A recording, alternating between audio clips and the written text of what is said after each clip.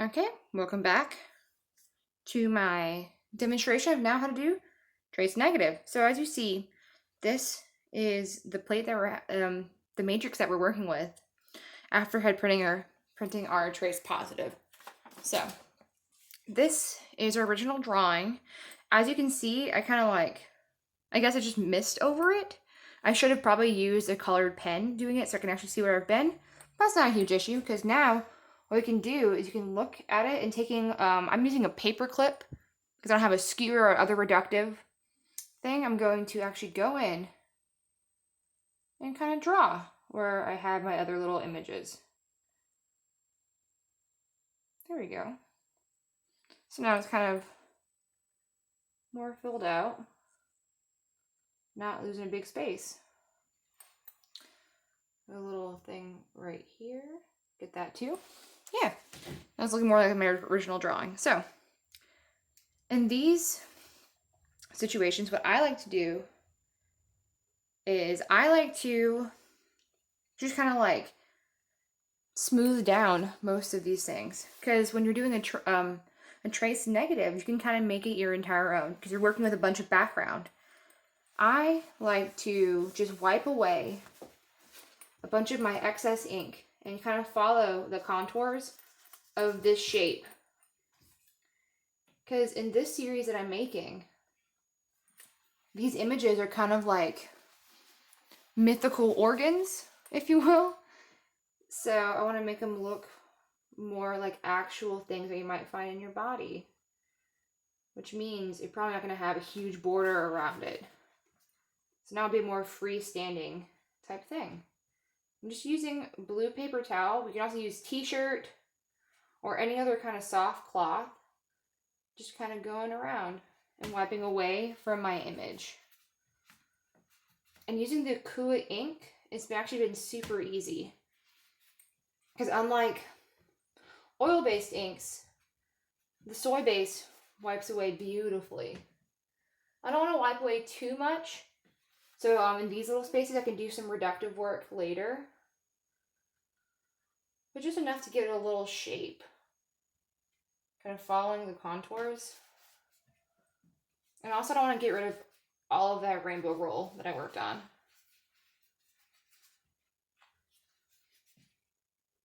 If you don't want to get like a little bit of ink on your hands, you can use gloves, but I'm just not going to right now. Again, because it is water-based, super easy to get off. Little swipe in, swipe out.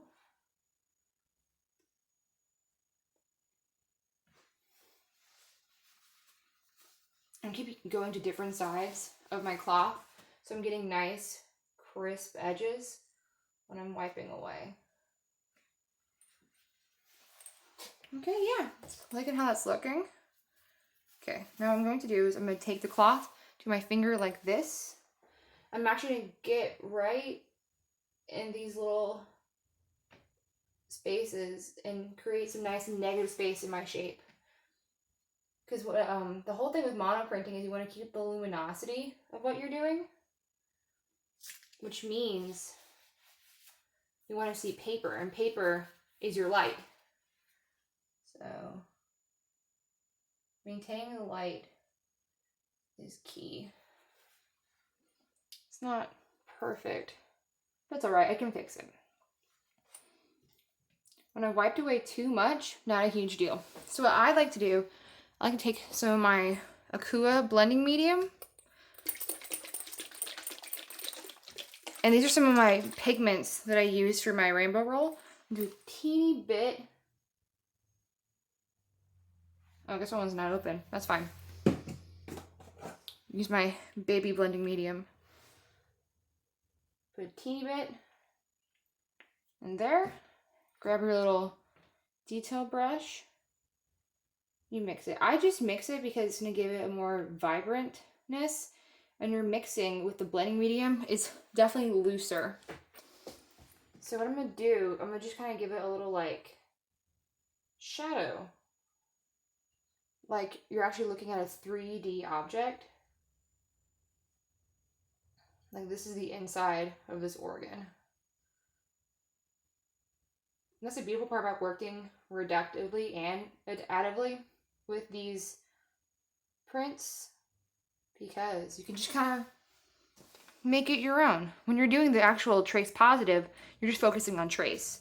Now I can make things a little different. Okay, there we go. Now it looks like I meant to do that. Perfect. Okay. So I'm going to add some more light, because in my original image I have a huge space right in the middle. I think I'm going to go for maybe at least part of it, or maybe I should do all of it. I think I'll do all of it. My personal favorite part about monoprinting is how spontaneous it is. With other printmaking mediums, you have to plan out everything. But with monoprinting, you can kind of make things happen, and then you're like waiting for the spontaneity of it. You don't exactly know how things are going to turn out, but the more and more that you monoprint, you're going to figure it out as you go. I'm leaving a little bit of the outline here so you can still see some color. But taking apart a lot of it, you're going to see paper white, and then your shape is going to pop out even more. Great. Looking cool. Okay. So there are a bunch of different types of reductive marks that you can make. For example, I like to use, this is not what I normally use, but right now I've been using a piece of tape that I've folded over because it is making a nice crisp edge. Almost kind of like a mat board chip, but I don't want to waste a mat board chip on doing this specifically. So what I can do is I'm going to dip it in this orange color I have. Mix it around. So see how I'm coating the edge? And then what I'm going to do is I'm going to go off to this side, start making this like little mark. Kind of like a starburst. And also the beautiful part about this is that you can use one side to cut into the ink, so you can be making a reductive mark, but also since there's ink on it, you're also adding it. So it's like a combination reductive, additive mark. And also moving the ink around in an interesting way. Put some more color in there.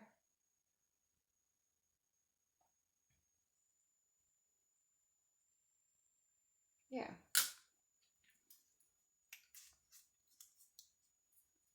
Then push it outwards.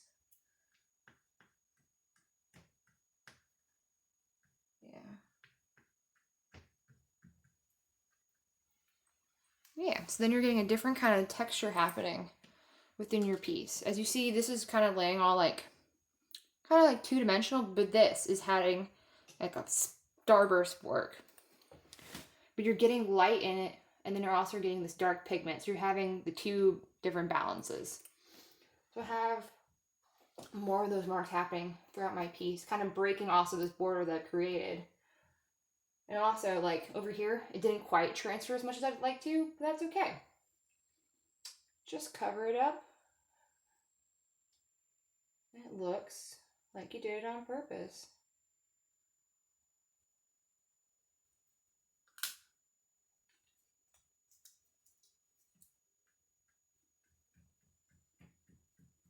Look at that. And kind of have it go up. Touch that one a little bit. Come down. Doing all the dimensionality just from doing work on top. So another little brush I have just a little paintbrush. It's a little stained, not a big deal, not amazing. So what you can do is you can kind of like go in on these edges and touch them up. I have a very bristly brush. What I could do is give it a bristle brush texture, but that's not really what I'm looking for with this piece. Yeah.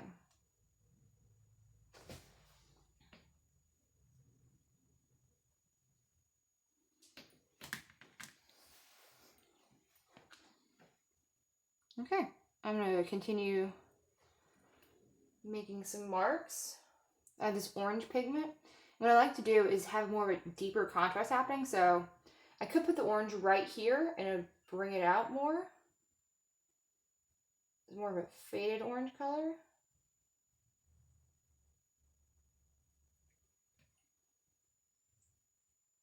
Or what I can do is I can move it over to this darker side, which is a more interesting place to be putting it.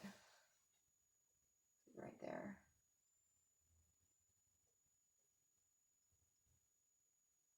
It's popping out. Yeah.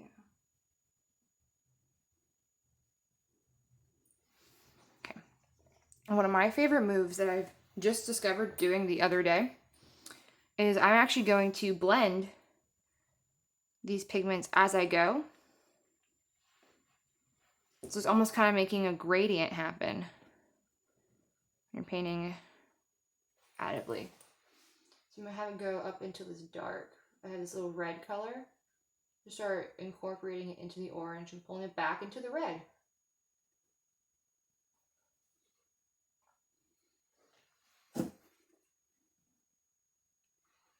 Add some more orange.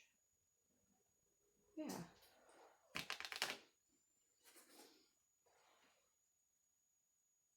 There you go.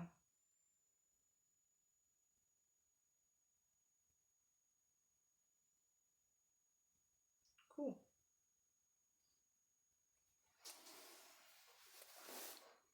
Okay. I'm gonna keep adding some more marks and I'll be back when it's time to print.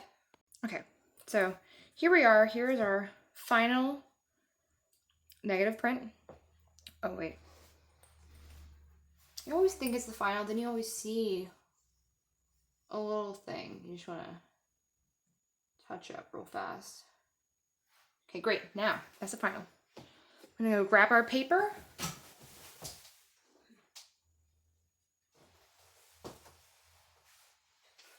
And for the positive and negative print, you're going to be using soaked BFK Reeves. I have a love for this cream color, so I always use cream.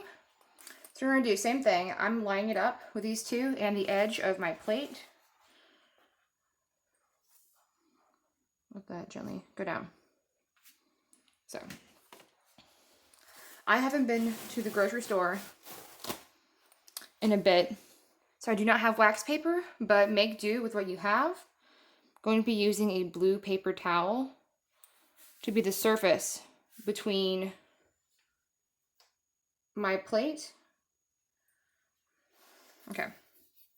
Get your piece of tape ready. So you want to be taping down your paper to your plate, because with spoon printing, it's a lot of moving around with your brayer. Not your brayer, your baron, other word. And then, actually, I'm going to be putting it, I'll make a little small piece. Putting that right there.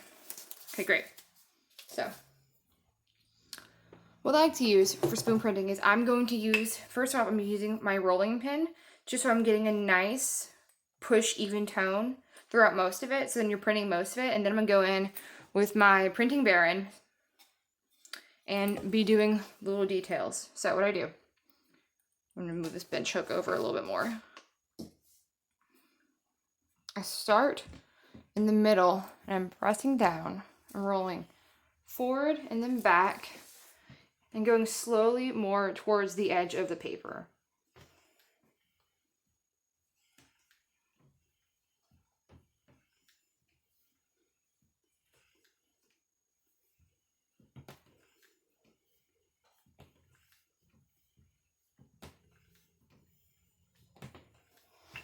I'm gonna switch sides.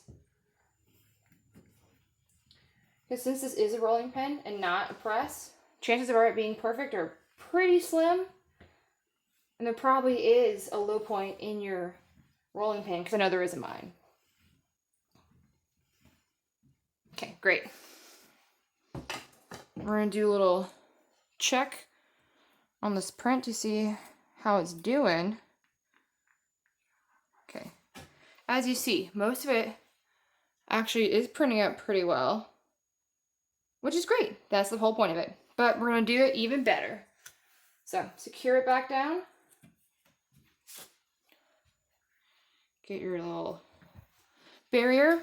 This should be wax paper. That's not what we're doing today. Get your little bearing. Just kind of start buffing circles. Not fast or anything, because I don't want to mess up my paper.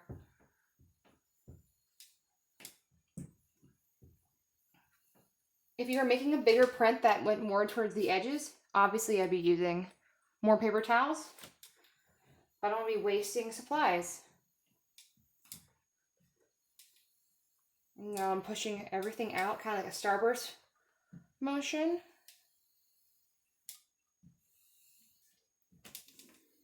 Okay, I'm gonna go back in. Buff, buff, buff.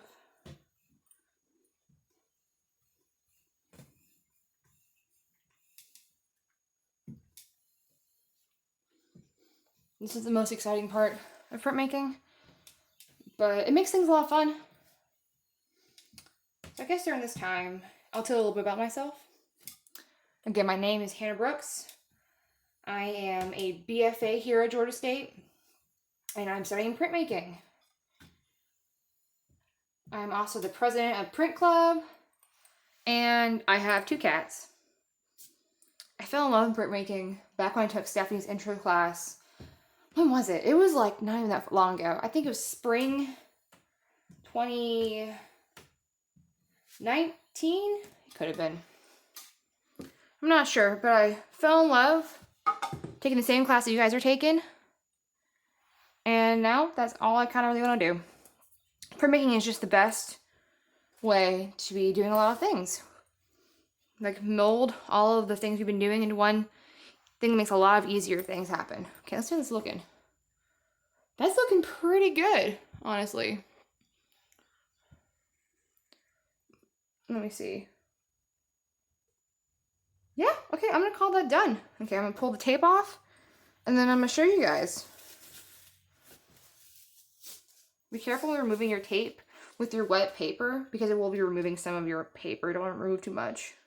Okay, so this is the print that we got. You can see the little ink that I added is a lot darker because it is very, very concentrated amounts of ink. But you see all the little reductive marks? And yeah, that's what a spoon print can look like on BFK Reeves. Trace negative. In the next video, I'm going to take what's left on this paper, plexi plate, and make a ghost. Stay tuned.